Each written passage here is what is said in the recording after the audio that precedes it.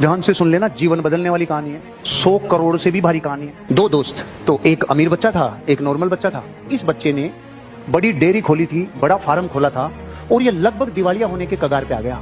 और इसका जो दोस्त था वो बड़े घर का बेटा था, मतलब एक तरीके से राजा का बेटा समझो।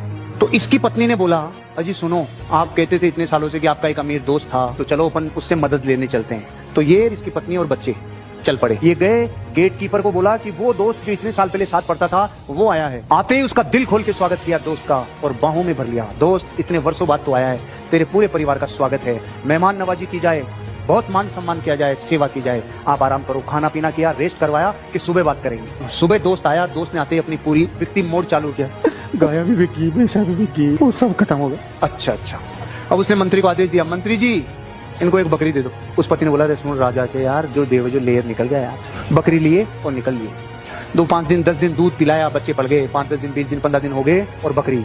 तो जैसे बकरी मरी तो एक दिन तो पति पत्नी एक दूसरे की तरफ नहीं देखे, साला इतना बड़ा राजा मेरे को बकरी देके दे जाता, दिमाग खराब है यार तो। लेकिन 3-4 दिन बाद झाग आ गए वापस कि चलो चलते हैं, अब की बार देखते हैं, अब की बार थोड़ा सही देना चाहिए। वो गया, वैसे ही स्वागत हुआ, रात को विश्राम हुआ और सुबह 10:15 बजे वापस बकरी भी मर गई। राजा ने बोला, चिंता मत करो, बिल्कुल भी कोई चिंता करने की जरूरत नहीं है, मंत्री जी बकरी दे दो। अब राजा का आदेश कोई टाल सकता है क्या? शांति से बकरी लेके 5 दिन दूध पिए, 10 दिन दूध पिए, 15 दिन दूध पिए बकरी।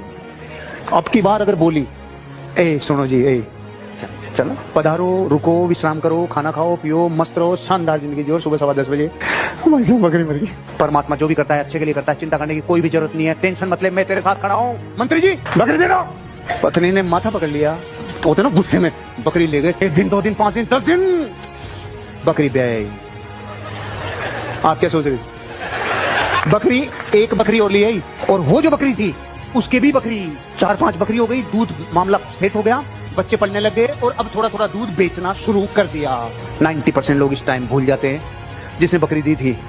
उसकी पत्नी ने कहा, सुनो जी, आज जो भी हो रहा है, जितना भी हो रहा है, मेरे बच्चे पल रहे हैं, चलो धन्यवाद के क्या कहें कि सच्ची कि हाँ चलो चलते हैं। वही स्वागत, वही खाना पीना, वही रहना, महलों में आना, और सुबह 10:15 बजे। लेकिन ये दोस्त, तूने मेरी मदद की मेरे जीवन में, जब मेरे बच्चों के लिए भी कुछ नहीं बचा था, तूने मेरी मदद की, मैं आज केवल शुक्रिया अदा करने आया हूँ।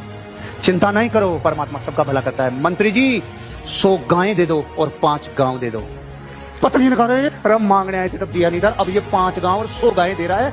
बस दोस्त, तुझे यही समझाना चाहता हूँ, मैं दे तो तुझे पूरा राज्य सकता था उस दिन, जिस दिन तेरे बच्चे भी नहीं पढ़ रहे थे, पूरा राज्य भी दे देता ना, तेरा पूरा राज्य कोयला हो जाता मेरे लाला।